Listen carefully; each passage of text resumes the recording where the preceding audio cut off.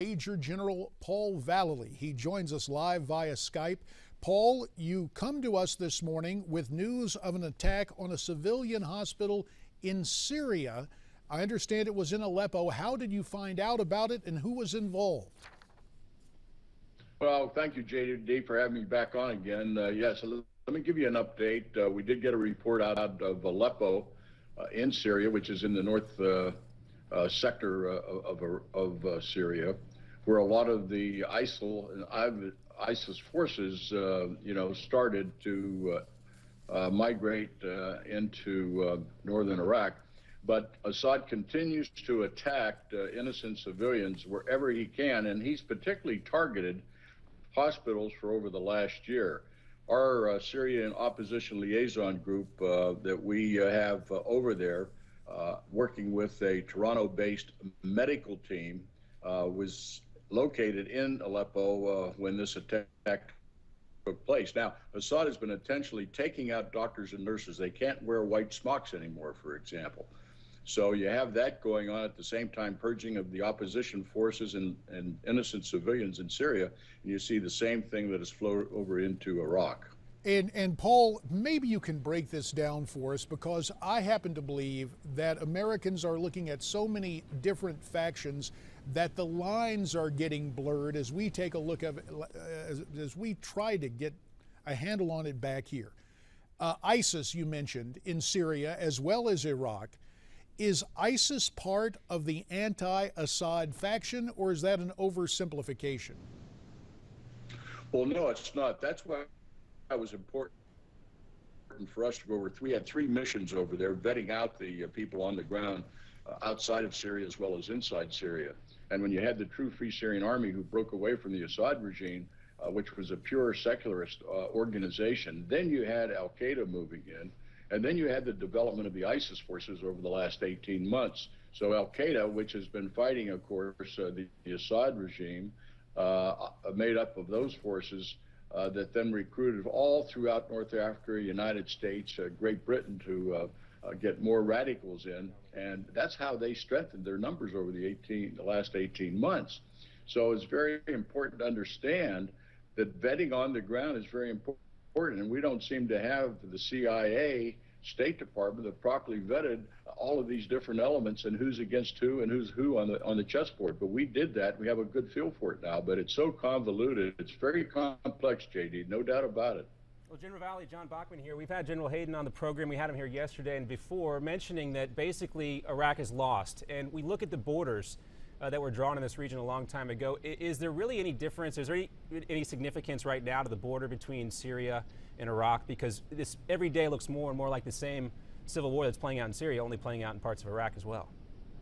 That's a great question. It appears that the borders are meaningless now, but when you look at the Levant and the Caliphate, basically the radical Islamists in executing the Caliphate worldwide do not recognize borders. They do not recognize nationalism.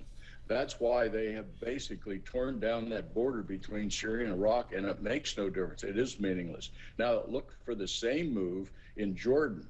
We understand their next big move will be against Jordan. And that is very critical, because if that border goes down, then the threat to take down the borders into Israel becomes very apparent. And we know the ultimate takedown over there is Israel. So the question comes up, though, gentlemen, that we don't seem to see any involvement from Turkey, none from Saudi Arabia, the Arab Council. What is going on over there? Everybody's looking to us, and we're doing nothing now other than putting in some special operations forces. And the reports we're getting out of Iraq, even daily, is complete deterioration.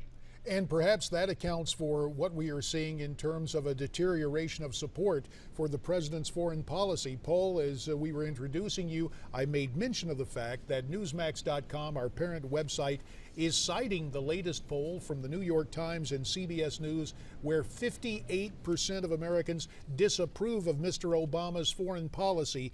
Now, you touched on the situation in Jordan and how the rise of this new caliphate does not recognize borders of nation states. Let me personalize this away from geopolitical demarcations. For King Abdullah, Is his situation now very much at risk? Because we understand ISIS has broached that border with Jordan there from Iraq.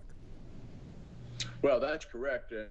And he is under severe threat right now, and his forces. You've got to realize there's a tremendous amount of refugees have come down from Syria. Also, we got the report that General Ibrahim el-Dori is working out of a clandestine operations center in Jordan that's leading the ISIL forces in Iraq. So, in effect, they've broken down some of the borders there by operating in Jordan to affect what's happening on the ground in Iraq. So that is going to be a continuing threat right there. And what are we going to do to save Jordan, or what is Britain or France or any of the other countries going to do to save Jordan now? Well, as we look back at history and what was called Transjordan, the restoration of the Hashemite kingdom, and of course King Abdullah on the throne, the British in the 19th century had stewardship back during their days of empire. Do you expect any action to come from the United Kingdom to reach out to Jordan? Well, there doesn't appear to be any at this time. I'm sure behind the scenes in London, they're working up some contingency plans as well as some of the other nations. But it appears nobody's making a move because the United States is not making any kind of move other than sending in Senator Kerry, who seems to accomplish nothing when he goes to these countries. We don't see anything positive happening diplomatically or militarily on the ground to support what's would appear to be at least supporting the Americans who are still in Iraq, for example. So that it's a complete deterioration of that whole area. That will be the new hegemonic power of the caliphate, that whole central area and those borders coming down, JD. And that is what we have to understand is going on over there. And then that spreads throughout the world. Well, Paul, you mentioned military response, and we've had different politicians. You cite former Senator, now Secretary Kerry, on the ground in the Middle East. Pardon me. Former Vice President Dick Cheney called for sending thousands of American troops back into Iraq. You have taken troops into battle, Paul. You are now a retired Major General of the United States Army. If you were setting military policy, what should we do? What can we do with the situation emerging in that troubled region of the world? Well, number one, we position our air capacity, our airframes over there, which we've done with the carrier groups, and it's employing what I call the lily pad strategy, JD. We attack from outside. We hit targets that are fixed on the ground. We have our air-ground operators on the ground, which in this case would be our Special Forces and Air Force Special Operations. They take the targets that are fixed by what we call the AWAC system overhead, which is a big jet that flies over that ground. We have reconnaissance aircraft. We have drones. So we can fix the enemy, take those targets out, because number one, again, we have got to protect Americans over there first. And we can only do it through air power at this time and special operators on the ground. So that's what I would do. And I would send a lesson wherever you are. We're going to come find you. We're going to take you out. All along that road going from Baghdad north up to Mosul into Crete and on into Syria. We can find those targets. Paul, only a minute left because we talk about the military, the fact that you commanded troops. News about the VA. Dr. Tom Coburn, a report that up to 1,000 additional veterans may have died as victims of malpractice or neglect within the VA healthcare system. In about 45 seconds, sir, what needs to be done?